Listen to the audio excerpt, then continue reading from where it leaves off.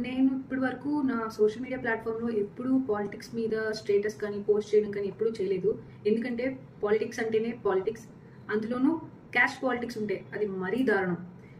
ఈరోజు ఈ వీడియో ఎందుకు చేస్తున్నానంటే దానికి చిన్న స్టోరీ చెప్తాను. ఎలక్షన్స్‌కి చాలా రోజుల ముందనమాట నాకున్న కొంచెం ఫ్రెండ్ సర్కిల్‌లో ఒకసారి ఇట్లా డిబేట్ జరుగుతుంది. అరే నువ్వెవరికి ఓట్ చేస్తావు? నువ్వెవరికి ఓట్ చేస్తావు? అందరి టర్న్ అయిపోయింది. వాళ్ళ నాయకులను సపోర్ట్ చేస్తారని తెలుసు కూడా. ఓకే వీడు దీనికి చేస్తాడు, వీడు దీనికి చేస్తారని. నా టర్న్ వచ్చింది. నన్ను అడిగే నువ్వెవరికి చేస్తావు? నేను డైరెక్ట్‌గా చెప్పాను నోటా.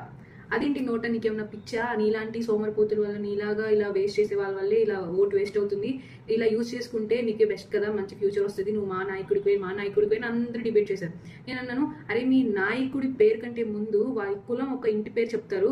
నాకు క్యాస్ట్ ఫీలింగ్ అస్సలు నచ్చదు. సో నేను ఏ క్యాస్ట్కి సపోర్ట్ చేయను. ఇప్పుడు ఒక నాయకుడిని నేను ఎన్నుకోవాలంటే ఒక క్యాస్ట్కి నేను ఓట్ చేస్తున్నట్టే కదా లెక్క. అందుకని నేను చేయను, నేను నోటాకే వేస్తా అనుకున్నా. కానీ ఎలక్షన్కి ముందు ఈ త్రిమూర్తులు వచ్చి అలియాన్స్